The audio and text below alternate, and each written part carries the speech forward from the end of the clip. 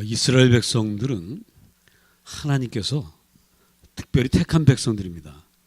그것은 그 사람들만 사랑하기 위해서가 아니라 온 인류를 구원하기 위해서 먼저 아브라함을 택하셨고 아브라함을 큰 민족을 이루게 하신 것이 이스라엘 백성이고요.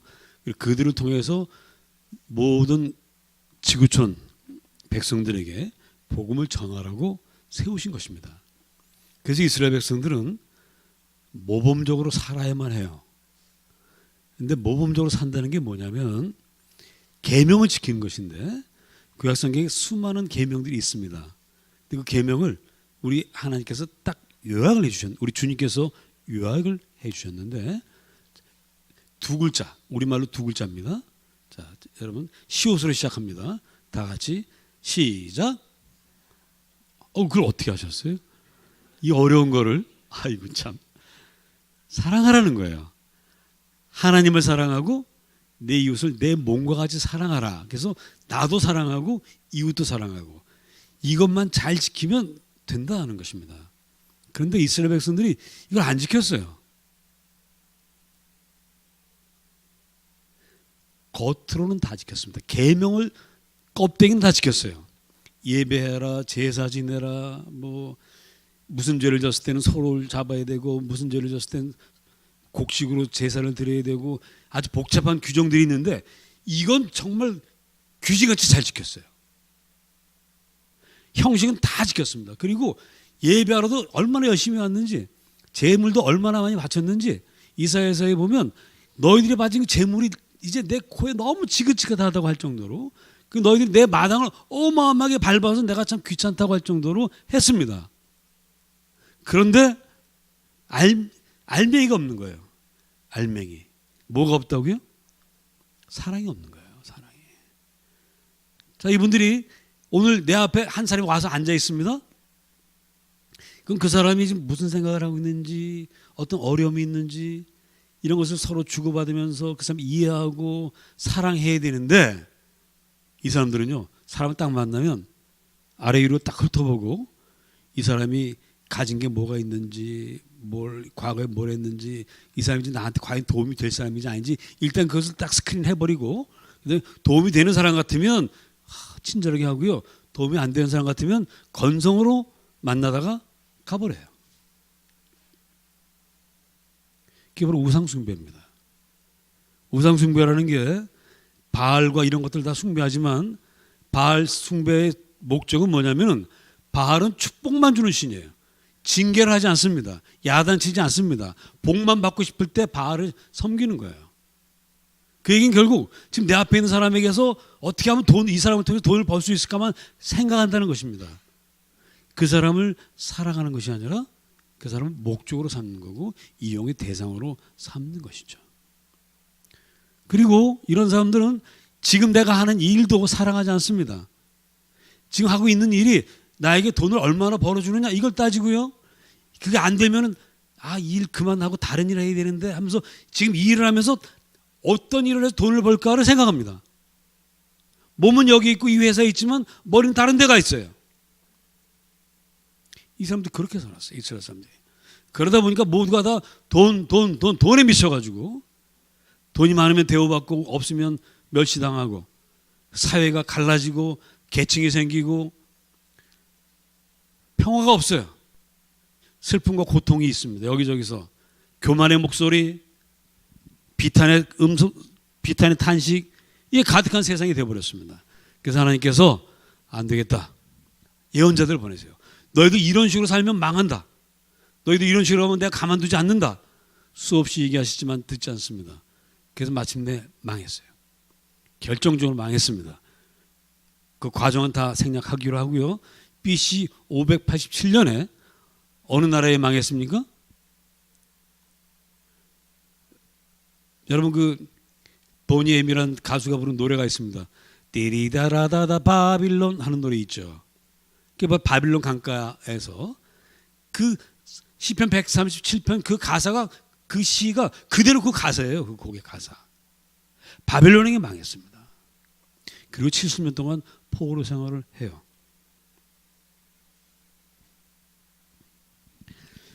자, 하나님은 이스라엘 백성들을 왜 택하셨다고요? 누구를 위해서? 온 인류를 위해서. 무엇을 위해서? 복음을 전하는 그런 나라로 세우기 위해서. 그래서 선택한 것이지 이 사람들만 예뻐서 선택한 것은 아닙니다. 하나님 이를 위해서 쓰임받게 하시려고 선택하신 거예요. 그래서 이 사람들 포기할 수 없습니다. 당신의 택한 백성이기 때문에 포기할 수 없습니다. 이스라엘 백성들을 한 나라로 만들기 위해서 얼마나 많은 희생을 치렀는지 몰라요. 애굽에서 장자들이 다 죽습니다. 하나님 좋아서 하시는 일은 아닙니다. 그 마다들이 다 죽어갈 때 그 애굽 사람들 얼마나 슬펐겠습니까? 그런 희생을 치르고 그리고 나라가 된 백성이면 이제 좀 하나님 뜻을 따라줘야 되는데 안 하는 거예요. 그래서 이렇게 멸망시키셨지만 이것은 징계의 매지 파멸의 매가 아닙니다. 정신 차리라고 하는 매지 너희들은 이제 버렸다는 그런 징계가 아니었습니다. 그래서 오늘 이사야서 43장에 그들을 찾아와서도 이야기하시는 거예요. 얘들아, 내가 너희들을 위해서 바다의 길을 내겠다. 바다의 지름길을 내겠다. 그 너희들 구원하여 이스라엘로 돌아가게 하겠다고 말씀을 하십니다. 이 말을 들을 때 이스라엘 백성들은 가슴이 뛰죠. 야, 그래. 우리 조상들이 그렇게 타락해도 또 구원하시고 또 징계하셨다고도 또 불쌍히 여기시고 살리신 주님이 우리도 다시 구원하시는구나. 주님 감사합니다. 가슴이 떨립니다. 그런데 가슴이 떨리고 해방될 그날이 기다려지는데 동시에 걱정이 돼요. 두렵습니다. 무엇이 두려울까요? 우리가 또 타락하면 어떡하나, 또 죄를 지으면 어떡하나 하는 그런 걱정이 한가득입니다. 우리 예수 믿고 구원받은 다음에 여러분들이 가장 크게 늘 마음에 부담이 되는 게 뭐죠? 또 죄 짓는 거죠. 죄 짓고 회개하고 죄 짓고 회개하고 우리 그 일을 계속 반복합니다. 그러다 보면 어떤 분들은 그것 때문에 괜히 두려워하는 분들이 있어요. 야, 내가 이러다가 하나님께 야단 맞으면 어떡하지? 벌 받으면 어떡하지? 멸망하면 어떡해? 그런 걱정을 합니다. 그래서 어떤 분들은 하나님 굉장히 두려워하는 분들이 있어요.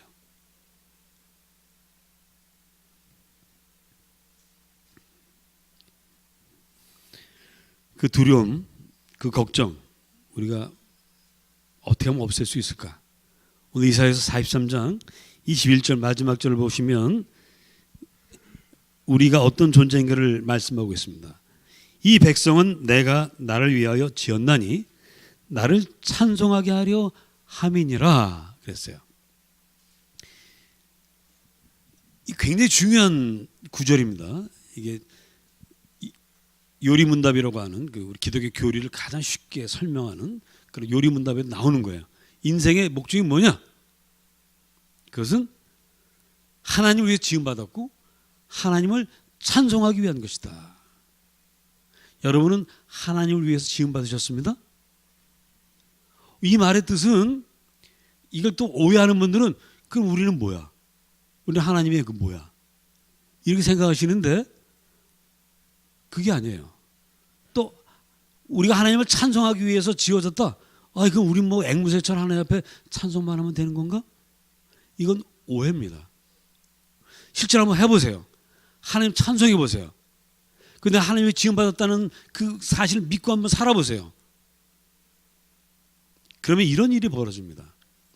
자, 아이가 탄생했습니다. 자랍니다. 아이가 좀 자라면 이제 재롱을 떨죠. 엄마 앞에서 짝짝꿍 뭐 이렇게 막 합니다. 그러면 그 부모 마음이 어떻게 되죠? 기쁘고 즐겁습니다. 그러면 부모 마음만 기쁘고 즐겁습니까? 그 시간을 통해서 아이는요, 자기의 찬송이라기보다 자기가 노래하고 제로하는 그것을 보는 엄마의 눈, 아빠의 눈 마주칩니다. 그 눈에서 뭘 느끼죠? 무한한 사랑을 느낍니다. 이 인간들이 나를 사랑하는구나. 처음에 낯설죠. 태어나 처음에 낯섭니다. 근데 낯선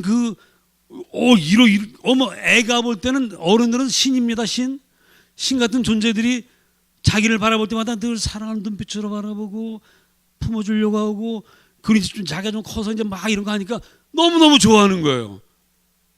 그때 아이의 마음속에는, 야, 이분들이 정말 나를 사랑하고 나를 좋아하는구나 해서 무한 신뢰를 하게 됩니다. 점점 그러다 보면 나중에 어떻게 돼요? 버릇이 조금 없어집니다. 그럼 그만큼 신뢰한다는 얘기예요. 신뢰한다는 얘기입니다. 왜 하나님이 지음받았습니다? 하나님께 찬송합니다. 근데 결국은 누굴 위한 것입니까? 여러분을 위한 거예요. 자식을 낳으면은 낳아서 기를 때는 아니지. 잉태할 때부터 누가 갑이에요? 이건 이제 갑과 을이 따로 이렇게 좀 비참한 말이 갑이지, 이렇게 정말 아이고 정말 자식 말이라고 그냥 꼼짝도 못하는 게 우리 부모 아니겠습니까? 우리 하나님이 우리를 얼마나 사랑하시는지. 하나님 우리를 지으셨지만 지어놓고 나면 그 지어놓으신 그 순간부터 하나님은 을이 되십니다. 그래서 우리가 하나님을 위해 지음받았고 하나님 찬송한다는 것은 무한 기쁨이고 무한 축복입니다. 하나님 두려운 분이 결코 아닙니다. 우리를 너무너무 사랑하세요.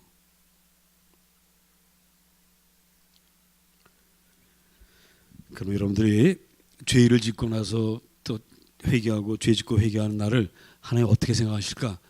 이거 두려워하지 마시고 하나님을 찬송하고 예배하시기를 축복합니다. 그러면 그런 게 다 사라져요. 자, 그러면 도대체 우리가 하나님을 찬송하고 예배한다는 것이 구체적으로 뭘 말하는 것일까? 하루 종일 찬송하며 다니는 걸까요? 회사에서 일하면서 막 그 찬송을 콧노래로 부르면서 일하는 걸까요? 지하철 타고 가면서 성경 읽어야 찬송하는 것일까요?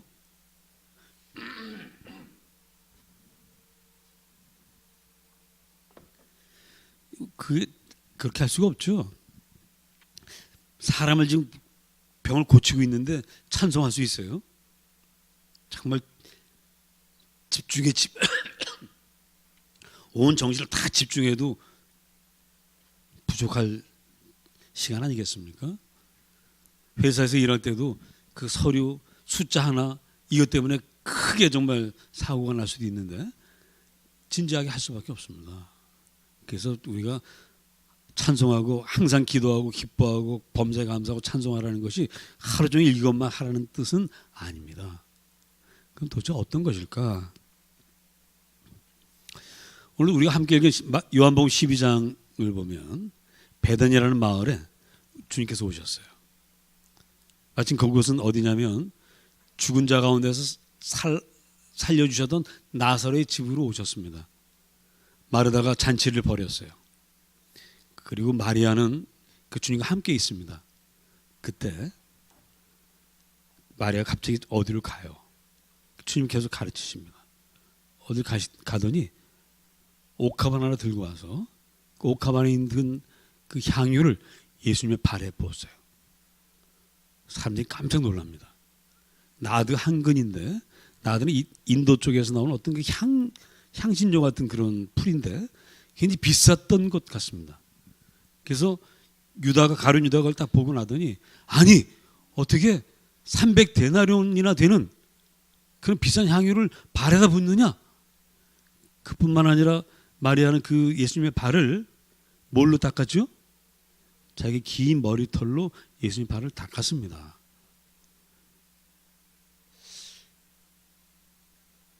$300데나리온이면 현재 우리 시가로 대충 따지면 약 3천만 원 됩니다. 한 데나리온이 보통 일꾼들의 하루 품삯이에요. 근데 요즘 품삯이 10만 원도 더 된다고 하시더라고요. 한 15만 원 된다고 그래요. 요즘은 건설 현장에서 한 15만 원 된다고 그래요. 그러니까 한 4천만 원 되는 거죠. 지금의 4천만 원도 큰데 그때 그 4천만 원 굉장히 큰 돈입니다. 그래서 유다가 아주 합리적인 얘기를 합니다. 아니, 예수님이 가난한 사람들 얼마나 사랑하시는데 그거 팔아가지고 가난한 사람 나눠주면 얼마나 좋아. 그게 뭐 하는 짓이야? 라고 이렇게 이야기를 합니다. 뭐 성경에는 가룟 유다가 도둑이라 뭐 돈을 훔쳐가려고 이제 그 말 했다고 써 있습니다. 뭐 그런 의도도 있겠죠. 그럼 어쨌든 이분이 말하는 거, 이걸 팔아서 가난한 사람들에게 주는 게 낫지 않느냐 하는 말은 틀린 말은 아닙니다. 그런데 우리 예수님은 이거를 야단치지 않으셨어요. 뭐라고 말씀하시냐면 내버려 둬라. 그러면서 하시는 말씀이 7절에 보면, 요한복음 12장 7절에 보면, 예수께서 이르시되 그를 가만두어 나의 장날 날을 위하여 그것을 간직하게 하라. 그것을 간직하게 하라는 얘기는 마리아가 한 일을 그 마음속에 간직하게 하라, 이런 뜻입니다. 기억 속에 두게 하라는 뜻이죠. 자, 여러분, 여기서 우리는 사랑이 뭔지를 배우게 됩니다. 마리아는 예수님을 사랑합니다. 죽은 오빠를 살렸던 주님이 너무 고맙고 감사하고 사랑하지 않을 수 없어요. 그런데 이때 보면 그 바로 앞에 요한복음 11장 여기 보면 11장 57절에 이는 대제사장들과 바리새인들이 누구든지 예수 있는 것을 알거든 신고하여 잡게 하라 명령하였음이라라. 예수님을 잡아서 죽이려고 하는 그 분위기가 유대사회에 가득해요. 마리아도 이걸 알고 있습니다. 그런 분위기 속에 지금 마리아 집에 오셨어요. 자, 이 주님이 이제 오늘 여기를 떠나면 언제 또 만날 기약이 있어요, 없어요? 없습니다. 오늘밖에 없습니다. 그럼 내가 오늘 사랑할 수 있는, 내가 사랑할 수 있는 분이 오늘 지금 내 앞에 있어요. 나의 모든 것을 다 해서 이분을 사랑하고 싶습니다. 그 가만 생각해 보니까 혹시 주님이 돌아가실 수도 있으니까. 그 마음속에 장례를 준비했는지 안 했는지 나오지 않습니다만은 어쨌든 마지막으로 가시는 주님께 내 인생의 최고의 것을 드려서 최고의 기억을 만들고 싶은 거예요. 마리아도 사람이에요. 마리아도 생활하는 사람입니다. 근데 이건 너무 비싸지 않을까? 생각했을까요? 안 했을까요? 했을 거예요. 그래서 다른 향유를 찾았을지도 모릅니다. 근데 마침 다른 향유가 없네? 뭐 어떻게 해야 돼요? 여러분 헌금하려고 하다가 은혜를 많이 받아가지고 지갑에서 딱 끓이는데 얼마짜리가 나왔어?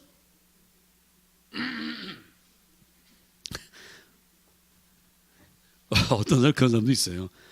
5만 원 넣고 3만 원 거실러 가는 사람도 있어요. 아니 그런 말도 있대. 나도 못 봐서 몰라. 하여튼 여러분 그런 그 이해가 되시죠? 어떻게 하겠습니까? 그냥 10만 원짜리가 딱 나왔는데 그냥 넣어야지. 어떻게 하겠어? 향유 찾다는 거 없어. 이것밖에 없어. 그리고 했을지도 몰라요. 그러니까 어쨌든 마리아는 그 순간 자기가 할 수 있는 최고의 것을 하고 싶었고 그것을 했습니다. 그 마음을 주님께서 알아주셨어요. 우리 8절 보십니다. 8절 다시 읽어봅시다. 시작.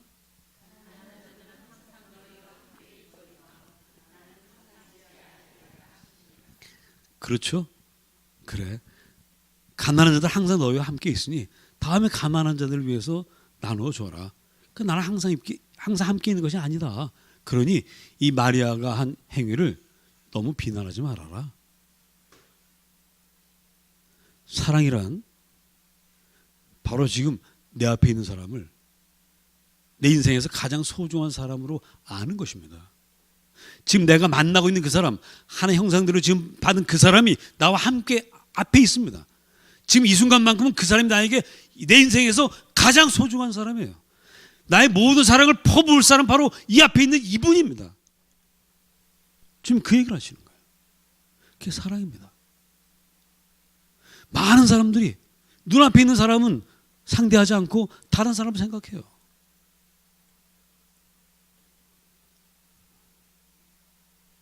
사랑이 아닙니다.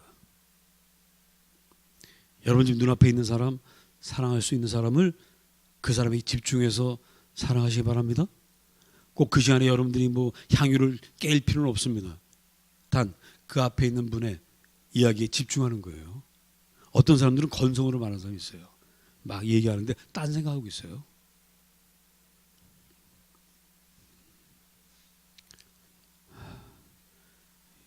참, 주님은 왜 자꾸 이러시는지 모르겠어요. 저에게 지금 한 가지 고백하고 가라고 하십니다. 저희 집사람하고 얘기할 때 요즘은 이제 안 그러는데 하다가 딴 생각할 때 있어요. 뭐 내 목회 뭐 여러 가지 막 생각. 저 사람이 건성으로 들어요. 건성으로. 그 알았다고 다 그래. 그리고 이제 돌아섰다가 그 다음에 뭐 얘기하는데 들통나죠? 네, 들통납니다. 이게 철이 들어보니까 그게 참 제일 미련한 짓이더라고요. 여러분, 아이들하고 대화할 때도 그 아이에게 집중하시기 바랍니다. 남편과 얘기할 때, 아내와 얘기할 때 집중해서 들으시기 바랍니다. 건성으로 듣지 마세요. 근데 우리가 그러고 있어요. 자기가 굉장히 바쁜 사람인 양, 자기가 대단한 사람인 양 지금에 집중하지 않고 그 다음을 생각한다니까요. 꼭 공부 못하는 애들이 학교에서 공부를 어떻게 해요? 영어 시간에? 다 해본 사람들이네. 영어 시간에 왜 수학이 걱정이 되냐고. 왜 영어 시간에 수학 공부하고 수학 시간에 또 역사책 꺼내놓고. 아이고, 자, 우리 다 같이 회개합시다. 다 회개하고 지금 내 눈앞에 있는 분, 가장 소중한 분인 줄 알고 집중하며 사랑하며 가장 소중한 것으로 드립시다. 그게 사랑입니다.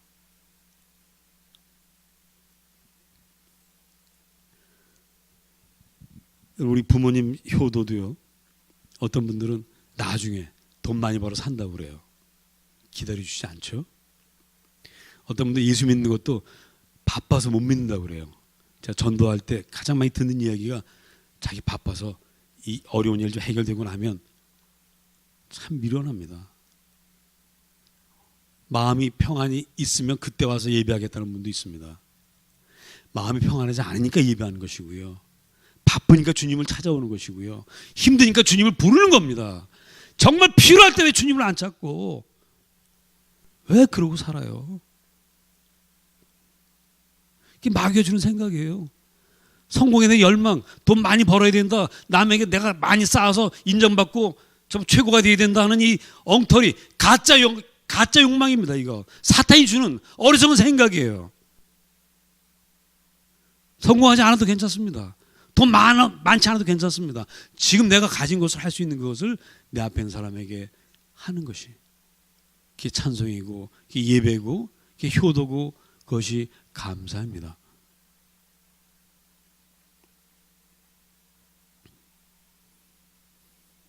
우리 하나님 계명을 주십니다. 강령을 주십니다. 하나님을 사랑하라고 하십니다. 여러분, 언제 어디서나 있는 그 자리에서 주님께 감사하고 감사하면 하나님을 사랑하는 거예요. 또 어떤 사람을 만나든 그 분을 정말 귀한 분으로 알고 정말 소중한 분으로 알고 그렇게 하면 그것이 바로 이웃을 사랑하는 것입니다. 며칠 전에 저희 집에 이 케이블이 잘 연결이 안 돼서 AS를 신청했어요. 그때 기사 한 분이 오시더니 5분 만에 끝내고 갔어요. 그런데 어제 또 우리 집 와서 밑에 뭘 이렇게 만지더라고요. 그래서 뭐 하십니까? 그랬더니 뭐 자기 케이블에서 왔다. 딱 보니까 지난번에 우리 왔던 사람이야. 그 내가 이렇게 얘기했어요. 정확히 기억은 안 나는데 어쩐지 잘생겼더라. 그날 내가 그랬더니 되게 좋아하는 거야. 자기 잘생겼다고. 그리고 그날 제가 그랬어요. 소중한 거였어요. 그날 케이블 그 하고 갈 때 마침 어디 갔다가 누가 준 주스병이 2개 있었어. 우리 그래도 차가워서 잘 안 마시는데 그게 생각이 나서 그걸 딱 줬더니 얼굴 확 피더라고. 그러더니 그날 내가 잘생긴 사람 멋져주고 그러니까 날 딱 보더라고. 자세히 안 보다가 보더니 그 아저씨네? 전도 됐어요? 안 됐어요? 우리 집 앞에 뭐가 붙어 있었어요? 나오르기 교표가 붙어 있었어요. 전도가 됐을 줄로 믿습니다. 어마어마한 사랑이 아니더라도 바로 지금 내가 할 수 있는 가장 소중한 것으로 한다면 그것이 바로 이웃 사랑이죠. 그러면 우리 하나님께 대한 두려움 이런 거 없이 좀 믿을 수 있고요. 그렇게 사는 사람은 타락하거나 방황하거나 헤맬 수가 없습니다. 여러분 삶 속에 이렇게 찬송하며 감사하며 소중하게 나누는 삶이 계속 되어지기를 축복합니다. 그렇게 하면요 기적이 일어나요.